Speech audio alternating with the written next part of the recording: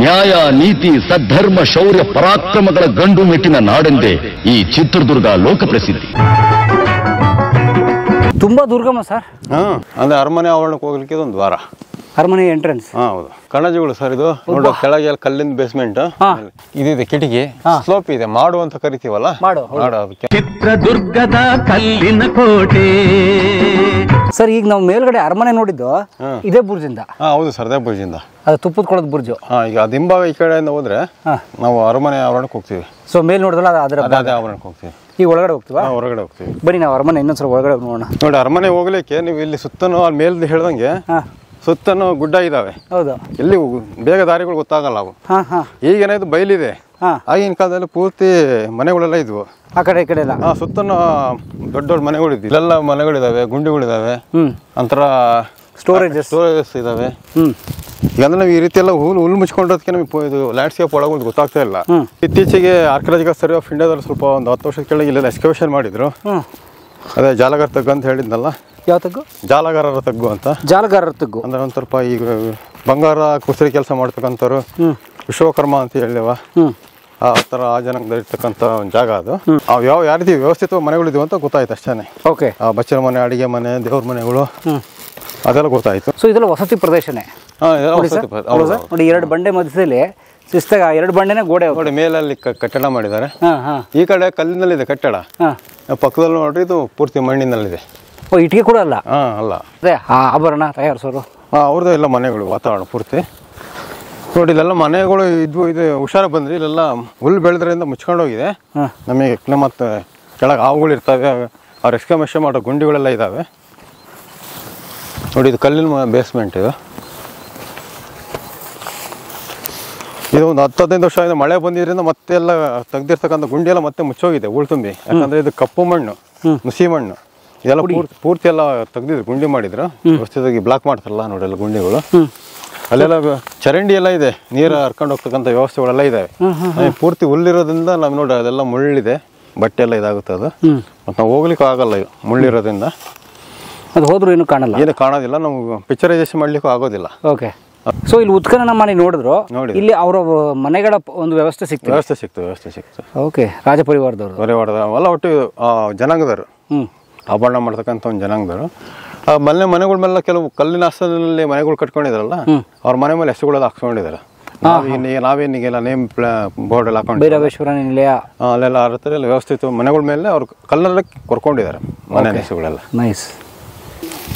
So ಇದೊಂದು layout. Actually layout ಈ ಇಡೀ ಅರಮನೆ ಪ್ರಾಂಗಣ ಅಥವಾ ಈ ಸಾಮ್ರಾಜ್ಯದ ಈ ಕೋಟೆಯ ಒಳಗಿನ ಒಂದು ಬಡಾವಣೆ ಇದೆ. So it is Vishwakarma layout. ನೋಡಿ, ಅಲ್ಲಿ ಬನ್ನಿ ಮರ ಇದೆಯಲ್ಲ, ಇದೆ ಬನ್ನಿ ಮರ ಅಂದ್ರೆ ಪಾಂಡವರು ಶಸ್ತ್ರ ಇಟ್ಟರು ಅಂತ. ಅದೇ ಬನ್ನಿ. ನಾವು ಕೂಡ ನಮ್ಮ ದೇವಿಗೆ ಬನ್ನಿ ದಸರಾದಲ್ಲಿ ಇಲ್ಲಿಗೆ ಬಂದು ಬನ್ನಿ ಪೂಜೆ ಮಾಡೋದು ನಾವು. ಇನ್ನು ನೋಡಿ, ದುರ್ಗದಲ್ಲಿ ಅದೇ ಅದೊಂದು ಉತ್ಸವ ಮಾಡ್ತೀವಿ ನಾವು ದಸರಾದಲ್ಲಿ. ನೋಡಿ, ಇದೊಂದು ರಸ್ತೆ, ಒಂದು ಸ್ಟ್ರೀಟ್, ಒಂದು ಏರಿಯಾದ ಒಂದು ಬಡಾವಣೆಯ ಸ್ಟ್ರೀಟ್ ಇದೆ. ರಸ್ತೆ ನೋಡಿ ಎಷ್ಟು ನೀಟಾಗಿ ಹೋಗುತ್ತೆ. ನೋಡಿ, ಬಲಕ್ಕೆ ಕಾಣೋದು, ನಮ್ಮ ರೈಟ್ ಸೈಡ್ ಕಾಣುವಂಥದ್ದೇ ಬಡಾವಣೆ, ಆ ಲೇಔಟು. ಈ ಆಭರಣ ತಯಾರಿಸೋರು, ಚಿನ್ನ ಕುಸರಿ ಕೆಲಸಗಾರರ ಬಡಾವಣೆ. ಇದು ಬಹುಶಃ ಸರ್ ಅದ್ರ ಫ್ಯಾಕ್ಟ್ರಿ ಇರ್ಬೇಕು. ಹೌದೌದು ಅಲ್ವಾ ಸರ್?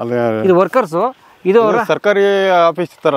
ಎಸ್, ಅವ್ರ ಬಡಾವಣೆ ಒಂಥರ ಸರ್ಕಾರಿ ಏನೋ ಒಟ್ಟಿ ಸಾಮಾನ್ಯ ಟ್ರೆಜರಿ ತರದ ಆಫೀಸ್. ಐದುಗಳು ಇಟ್ಕೊಂಡು ಅವರು ಐದನ್ನು ಮಾಡ್ತಾ ಇದ್ರು ಅಂತ ಹೇಳ್ತಾರೆ. ಮಾಡ್ತಿದ್ದಿರ್ಬೋದು. ಅಲ್ಲಿ ಇಟ್ಟಿದ್ದಂತಕ್ಕಂಥ ಜಮಾ ಅಧಿಕಾರಿಗಳು ಇರ್ತಕ್ಕಂಥದ್ದು ಇರಬಹುದು.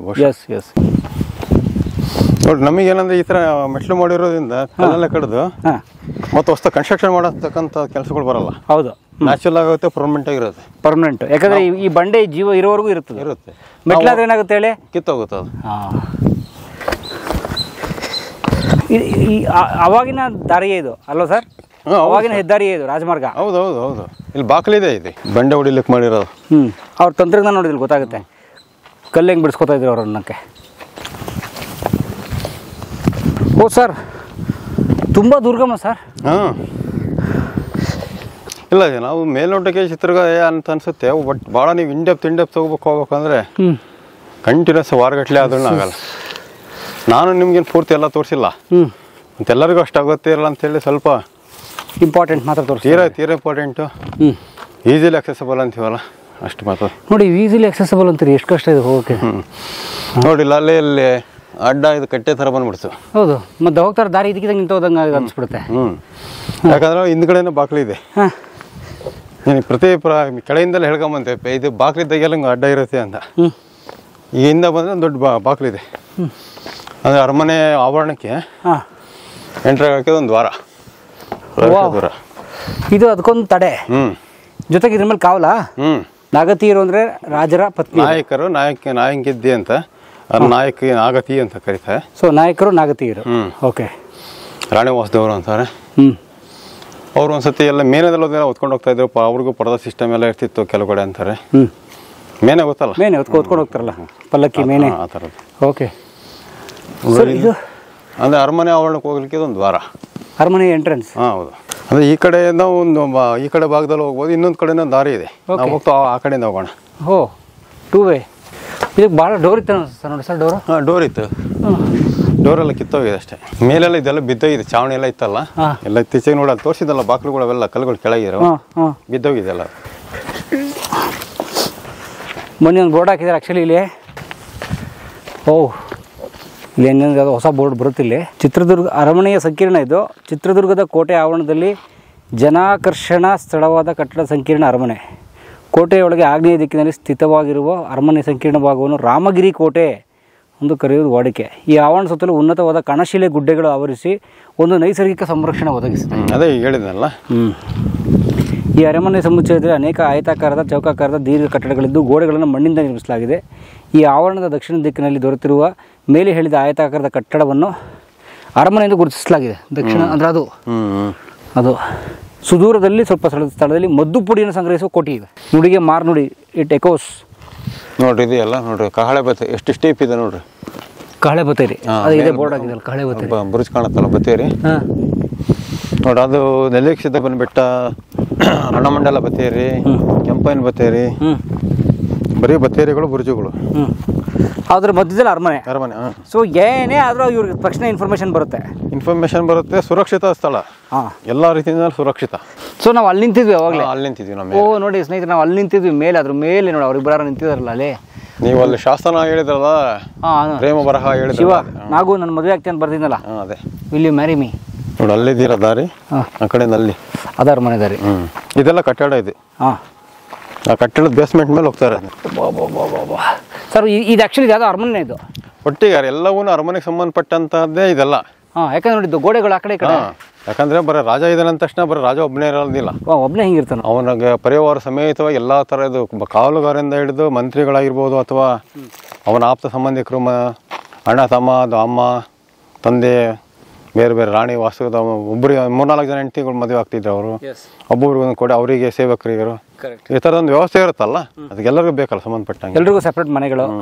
ಮತ್ತೆ ಬರೀ ಮನೆ ಅಂತಂದ್ರೆ ಅದಕ್ಕೆ ಶಯನ ಗೃಹ ಅಂತ ಇರುತ್ತೆ, ಆಫೀಸ್ ಇರುತ್ತೆ, ದರ್ಬಾರ್ ಹಾಲ್ ಇರ್ತತೆ, ಈ ಥರ ಎಲ್ಲ ಇರ್ತಾವಲ್ಲ, ಒಂದೇ ಇರೋದಿಲ್ಲಲ್ಲ. ಪೂಜಾ ಗೃಹ. ನೋಡಿ ಇಟ್ಟಿಗೆಗಳು ಗಾರಿಂದ ಕಟ್ಟಿರ್ತಕ್ಕಂಥದ್ದು ಇದು. ಅಲ್ಲಿ ಇರ್ತಕ್ಕಂಥ ಮಣ್ಣಿಂದು ಅಂದ್ರೆ ನೋಡಿ, ಕಲ್ಲಲ್ಲೂ ಇದಾವೆ, ಮಣ್ಣಿನಲ್ಲಿ ಮಾಡಿದ್ದು ಇದೆ, ಈ ತರ ಇಟ್ಕಿನಲ್ಲಿ ಮಾಡಿದ್ದು ಇದೆ, ಎಲ್ಲಾ ತರದ್ದು ಇದಾವೆ.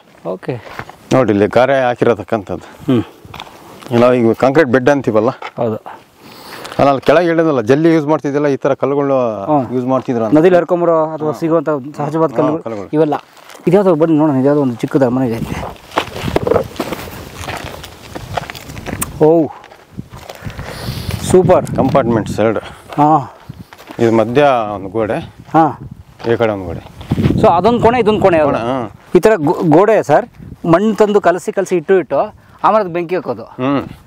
ಸೊ ಇಟ್ಟಿಗೆನ ಸೆಪರೇಟ್ ಮಾಡಿ ಸುಡೋ ಬದಲು ಇಡೀ ಗೋಡೆನ ಸುಡೋದು. ಗೋಡೆನೇ ಸುಡೋದು. ಮಧ್ಯ ಸ್ವಲ್ಪ ಹಿಂಗೆಲ್ಲ ನೋಡಿ, ಕೆಲವು ಕಡೆಗೆಲ್ಲ ಗ್ಯಾಪ್ ಇರ್ತವೆ, ಅದು ಬೆಂಕಿ ಹೀಟ್ ಬಿಡ್ಲಿಕ್ಕೆಲ್ಲ.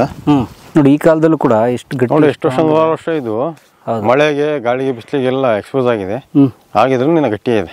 ಆಮೇಲೆ ನಾವು ಒಂದು ಭಾಳ ಗಮನಿಸ್ಬೇಕಾದ್ ಸರ್, ಏನೇನು ಮೆಟೀರಿಯಲ್ ಬಳಸ್ತಿದ್ರು ಅವರು ಅಂತ ನೋಡಿ. ಬರೀ ಮಣ್ಣಿಲ್ಲ, ಅದರಲ್ಲಿ ಕಲ್ಲಿನ ಪುಡಿ ಇದೆ, ಮಡಕೆ ಚೂರುಗಳಿದಾವೆ, ಎಲ್ಲ ವೇಸ್ಟ್ ಎಲ್ಲ ಕಲಸಿ ಹಾಕಿರ್ತಕ್ಕ. ಹೌದು ನೋಡಿ.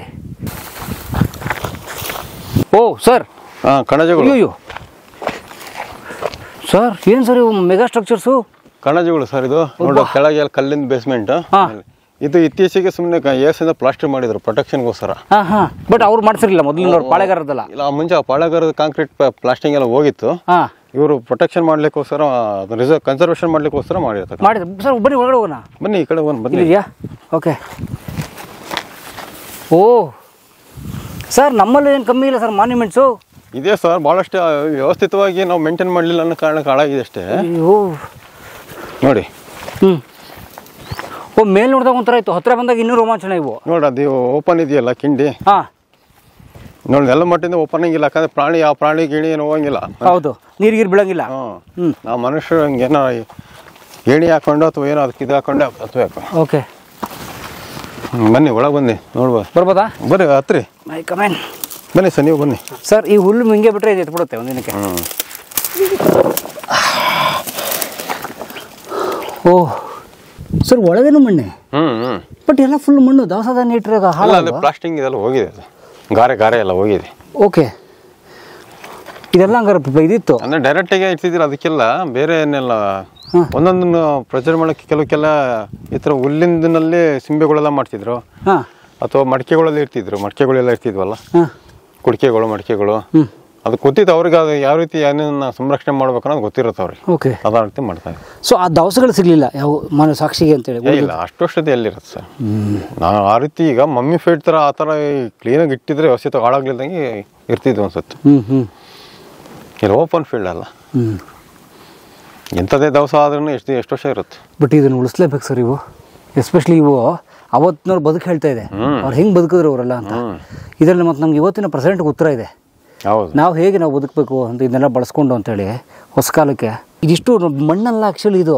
ನೋಡಿ, ಇದೇನೋ ಅರ್ಧಿರೋದು ಇದು, ಅಂದರೆ ಕಾಂಕ್ರೀಟ್ ಥರ ಇದು. ಸೆಮಿ ಹೌದು ಹೌದು, ಕಾಂಕ್ರೀಟ್ ಇದು. ಅರ್ಧ ಅದನ್ನು ಸುಟ್ಟಿರ್ತಕ್ಕಂಥದ್ದು. ಎಸ್ ಅಲ್ಲ ಸರ್, ನೋಡಿ ಇದರಲ್ಲಿ ಒಂದು ಕಲ್ಲಿಲ್ಲ, ಏನಿಲ್ಲ, ಬರೀ ಮಣ್ಣೆ. 300 ವರ್ಷ ಆದ್ರೂ ನಿಂತಿದೆ ಇದು. ಅದೇ ಹೇಳಿದ್ರು, ಓಪನ್ ಎಕ್ಸ್ಪೋಸ್ ಆಗಿದೆಯಲ್ಲ, ಅಷ್ಟು ವರ್ಷ ಅಷ್ಟು ಮಳೆ ಗಾಳಿ ಬಿಸಿಲು ಹಾಳಾಗಿಲ್ಲ ಅಂತ.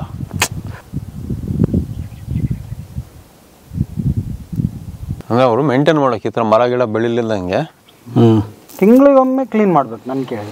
ಅದೇ ಹೇಳಿದಲ್ಲ, ಮತ್ತು ರೆವಿನ್ಯೂ ಇದೆ, 1,000 ಜನ ಬರ್ತಾರೆ, ಲಕ್ಷಾಂತರ ರೂಪಾಯಿ ಆದಾಯ ಇದೆ. ನಾವು ಫೋಟೋಗ್ರಫಿ ಮಾಡಲಿಕ್ಕೆ ಎಲ್ಲ ಸೀಸನಲ್ಲೂ ಬೆಳಿಗ್ಗೆ ಮಧ್ಯಾಹ್ನ ಸಂಜೆ ಬರೋದು ಕಂಟಿನ್ಯೂಸ್ ಆಗಿ. ಎಲ್ಲ ವೆದರಲ್ಲೂ ಎಲ್ಲ ಸನ್ಲೈಟಲ್ಲಿ ಹೆಂಗೆ ಕಾಣುತ್ತೆ ಅಂತ, ಬೇರೆ ಬೇರೆ ಸನ್ಲೈಟಲ್ಲಿ. ಅಲ್ಲ, ನಾನು ಹೇಳೋದು, ದುರ್ಗದ ಕೋಟೆಗೆ ಲಕ್ಷಾಂತರ ಜನ ಬರ್ತಾರೆ ಪ್ರತಿ ವರ್ಷ. ಸೊ ಎಷ್ಟು ರೆವಿನ್ಯೂ ಇದೆ, ಕೋಟ್ಯಾಂತರ ರೂಪಾಯಿ ರೆವಿನ್ಯೂ ಇದೆ. ಮತ್ತು ಅವ್ರು ಇನ್ನೂ ಇದನ್ನು ನಾನು ಹೇಳೋದು, ಈ ಹುಲ್ಲು ಯಾಕೆ ಬಿಟ್ಟಿದ್ದಾರೆ?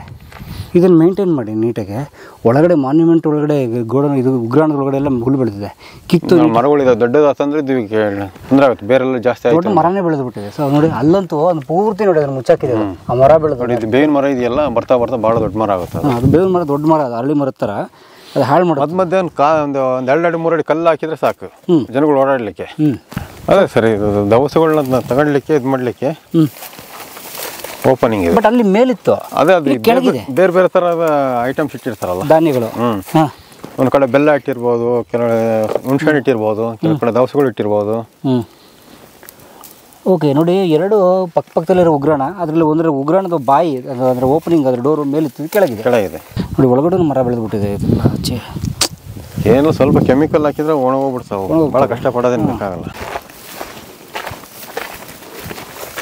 ನೋಡಿ, ಇದಕ್ಕೆಲ್ಲ ಗಾರೆ ಇರ್ತಿತ್ತಂದಲ್ಲ, ನೋಡಿದ್ಕಿ ಗಾರೆ ಇದೆ, ಪೂರ್ತಿನ ಹಾಳಾಗಿಲ್ಲ, ಗಾರೆ ಇದೆ. ಓಕೆ, ಇದು ಆ ಕಾಲದ್ದೇ. Wow, super. ನೋಡಿ, ಆ ಕಾಲದ ಗಾರೆ ಸ್ನೇಹಿತರೆ ಎಷ್ಟು ಚೆನ್ನಾಗಿದೆ ಇದು. ಒಳಗಡೆ ಮಣ್ಣಿನ ಕಟ್ಟಡ, ಮೇಲೆ ಗಾರೆ. ನೋಡಿ ಸರ್, ಆ ಗಾರೆನೂ ಮಣ್ಣೆ ಅಲ್ಲ, ಅದು ಬರ್ತಾ ಬರ್ತಾ ಹಾಳಾಗಿದೆ. ಗಾರಿನಲ್ಲಿ ಮಣ್ಣಲ್ಲ ಅದು, ಅದಕ್ಕೆಲ್ಲ ಬೆಲ್ಲ, ಸೀಮೆ, ಸುಣ್ಣ, ಆಮೇಲೆ ಮರಳು ಎಲ್ಲ ರುಬ್ಬಿ ಅದೊಂದು ಸ್ವಲ್ಪ ಕೊಳೆ ಹಾಕೋದು ಅಂತಾರೆ. ಕೊಳೆ ಹಾಕಿ ಅದು ಮಾಡ್ತಿದ್ವಿ, ಚೆನ್ನಾಗಿ ರುಬ್ತಾರೆ. ಕೆಳಗೆಲ್ಲ ತೋರಿಸಿದ್ನಲ್ಲ ಗಾರೆ ರುಬ್ಬೋದು, ಲೈವ್ ಪ್ರೊಸೆಸ್ ಎಲ್ಲ ತೋರಿಸಿದ್ನಲ್ಲ ಆ ರೀತಿ. ಇವತ್ತು ನೀವು ಮನೆ ಕಟ್ತಾರೆ ಗೊತ್ತಾ, ಬೆಂಗಳೂರು ಅಥವಾ ಯಾವುದೇ ಊರಲ್ಲಾಗಲಿ ಮನೆ ಕಟ್ತಾರಲ್ಲ, ಅವ್ರೇನು ಮಾಡ್ತಾರೆ ಹೇಳಿ, ಒಂದು ಹೊಸ ಮನೆ ಕಟ್ಟಿದ್ರೆ ಸರ್, ಮನೆನ ಒಂದಷ್ಟು ಹೈಟ್ ಮಾಡ್ತಾರೆ. ಯಾಕೆ, ಮುಂದೆ ರೋಡ್ ದೊಡ್ಡ ಹೈಟ್ ಆದ್ರೆ ಇನ್ನೊಂದಾದ್ರೆ, ಸೊ ಮನೆ ರೋಡ್ಗಿಂತಲೂ ಡೌನ್ ಆಗಬಾರ್ದು ಅಂತ ಹೈಟ್ ಮಾಡ್ತಾರೆ. ಅವಾಗಲೇ ಮಾಡಿದ್ದಾರೆ ನೋಡಿ ಸರ್ ಅವರು. ಮತ್ತೆ ಮಳೆ ಡ್ರೈನೇಜ್ ಆದ್ರೆ ಮಳೆ ಬಂದ್ರೆ ನೀರು ಇದಾಗಬಾರ್ದು. ಪ್ರೊಟೆಕ್ಷನ್ ಮತ್ತೆ ಗಟ್ಟಿ ಇರುತ್ತೆ, ಪ್ರೊಟೆಕ್ಷನ್ ಫುಲ್ ಇರುತ್ತೆ. ಬೇಸ್ಮೆಂಟ್ ಹೌದು, ಮತ್ತೆ ಅದು ಕಟ್ಟಡ ಒಳಗಡೆ ವಾಸಕ್ಕೆ. ಇದು ಬೇಸ್ಮೆಂಟ್ ಎತ್ತರ ಮಾಡ್ತಾರೆ. ನಮ್ಮಲ್ಲಿ ಹಂಗೈತಾನೆ, ಹೈಟ್ ಮಾಡ್ತಾರೆ, ಮೇಲಿರುತ್ತೆ ಮನೆ, ಒಂದು 4-5 ಮೆಟ್ಲು ಕೊಡ್ತಾರೆ ಅದಕ್ಕೆ. ಅಲ್ಲಿ ಇದಿದೆ ಕಿಟಕಿ, ಸ್ಲೋಪ್ ಇದೆ, ಮಾಡು ಅಂತ ಕರಿತೀವಲ್ಲ, ಮಾಡು. ಅದಕ್ಕೆ ಏನು ಹೆಂಚ, ಅದು ಹುಲ್ಲಿಂದೆಲ್ಲ ಮುಚ್ಚಿ ಇದು ಮಾಡ್ತಾ ಇದ್ರು. ಏನು ಹುಲ್ಲೇನಾ ರಾಜರಿಗೂ? ಅಲ್ಲ, ಅಲ್ಲೆಲ್ಲ ಬೇರೆ ಇದೆ, ಎಲ್ಲಕ್ಕೂ ಇದು ಮಾಡ್ತಿದ್ದಿಲ್ಲ. ಕೆಲವು ಹುಲ್ಲಿನ ಚಾವಣಿ ತರ ಇರ್ತಾ ಇತ್ತು, ಹೆಂಚಿನ ತರ ಇರ್ತಿತ್ತು. ಯಾಕಂದ್ರೆ ಇವು ಕಲ್ಲಿನ ಕಟ್ಟಡ ಅಲ್ಲದೆ ಇರೋದ್ರಿಂದ ಮೇಲ್ಗಡೆ ಕಲ್ಲಿನ ರೂಫ್ ಅಂತೂ ಹಾಕಲ್ಲ. ಕಲ್ಲಿನ ರೂಫ್ ಆಗ್ತಿದ್ದಿಲ್ಲ, ಅದಕ್ಕೆಲ್ಲ ಮರದ್ದು ಇವು ಇರ್ತಾವಲ್ಲ, ಮರದ ರಿಪೀಸ್ ಪಟ್ಟಿ, ಆ ಥರ ಹಾಕಿ ಮಾಡ್ತಾ ಇದ್ರು. ನೋಡಿ ಅಲ್ಲಿ ಕಣಜಕ್ಕೂ ಸ್ವಲ್ಪ ಗಾರೆನ ಉಳ್ಕೊಂಡಿದೆ ನೋಡ್ರಿ ಅಲ್ಲಿ. ಹೌದು, ಕರೆಕ್ಟ್. ನೀರು ಹೋಗ್ಲಿಕ್ಕೆ ಒಂಥರ ಜಾಗನೇ ಇದೆ ಅದು. ವಾವ್, ಕರೆಕ್ಟ್ ಅಲ್ಲ ಸರ್? ನೀರು ಹೋಗೋದು ಗ್ರೂ ಇದೆ ನೋಡಿ ಅದಕ್ಕೆ. ಎಸ್, ನೋಡಿ ಅಲ್ಲಿ ನೀರು ಬಿದ್ದ ನೀರು ಹರ್ಕೊಂಡು ಹೋಗ್ಲಿ ಅಂತ ಒಂದು ಗ್ರೂ ಮಾಡಿದ್ದಾರೆ, ಫುಲ್ ಚಾನಲ್ ಥರ ನೀರೆಲ್ಲ. ಈ ಪ್ರಧಾನಮಂತ್ರಿಗೆ ಎಷ್ಟು ಸೆಕ್ಯೂರಿಟಿ ಇರುತ್ತೆ? ಹಾಂ, ಅತ್ಯಂತ ಯಾರೇ ಆಗಿರಲಿ, ಯಾವುದೇ ದೇಶದಾಗಿರಲಿ, ಯಾರ ವ್ಯವಸ್ಥೆ ಮುಖ್ಯಸ್ಥ ಅಂತ ಇರ್ತಾನ ಅವನಿಗೆ ಜೀವ ಭಯ ಜಾಸ್ತಿ. ಹೌದು, 24 ಗಂಟೆ ಪ್ರೊಟೆಕ್ಷನ್ ಕೊಡ್ಬೇಕು.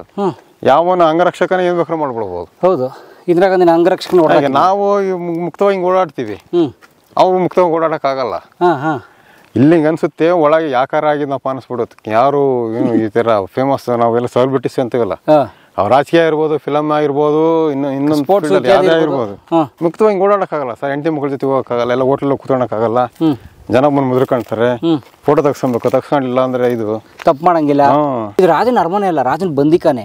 ಹೌದು, ಕಬ್ಬಿಣದ ಬಂದಿಖಾನೆನೂ ಇದು ಬಂಗಾರದ ಬಂದಿಖಾನೆ ಅಷ್ಟೇ. ಬಂಗಾರದ ಪಂಜರ ಇದಷ್ಟೇ. ಕಾನ್ಫಿಡೆಂಟ್ ಯಾರೇನು ನನಗೆ ಒಳಗೆ ಪಿತೂರಿ ಮಾಡ್ತಾರ, ಯಾವನು ಬಾಕ ಹಾಕ್ತಾನ, ಅಣ್ಣ ಏನ್ ಮಾಡ್ತಾನ, ತಮ್ಮ ಏನ್ ಮಾಡ್ತಾನ, ಬಾಮ ಏನ್ ಮಾಡ್ತಾನ, ಅಲ್ಲ ಸ್ವಂತ ಹೆಂಡ್ತಿನಿ ಏನ್ ಮಾಡ್ತಾಳ. ನೋಡಿ ಅಲ್ಲೂ ಕಾಂಕ್ರೀಟ್ ಇದೆಲ್ಲ ಇದು ಇದಕ್ಕೆ. ಹೀಗೆ ಕಿತ್ತು ಹೋಗ್ತಾ ಇಷ್ಟು ವರ್ಷನೂ ಚೆನ್ನಾಗಿತ್ತು ಅದು. ಕರ್ನಾಟಕದ ಇತಿಹಾಸದಲ್ಲಿ ಕಲಾ ಮಾಧ್ಯಮದ ಎಲ್ಲಾ ಎಪಿಸೋಡುಗಳು ನಿಮಗೆ ಸಿಗಬೇಕು ಅಂತಂದ್ರೆ ಕಲಾ ಮಾಧ್ಯಮ ಯೂಟ್ಯೂಬ್ ಚಾನೆಲ್ನ ಸಬ್ಸ್ಕ್ರೈಬ್ ಮಾಡಿ, ಬೆಲ್ ಐಕಾನ್ನ ಕ್ಲಿಕ್ ಮಾಡಿ, ತಪ್ಪದೇ ಮಾಡಿ. ಸ್ನೇಹಿತರೆ, ಕಲಾ ಮಾಧ್ಯಮದ ಎಲ್ಲ ಸಂದರ್ಶನಗಳನ್ನು ನೀವೀಗ ಓದಬಹುದು. www.kalamadhyama.com ಈ ವೆಬ್ಸೈಟ್ಗೆ ವಿಸಿಟ್ ಮಾಡಿ, ಇಂಟರ್ವ್ಯೂಗಳನ್ನು ಓದಿ. ಓದುವ ಸಂಸ್ಕೃತಿ ಹೆಚ್ಚಾಗಲಿ. ಧನ್ಯವಾದ.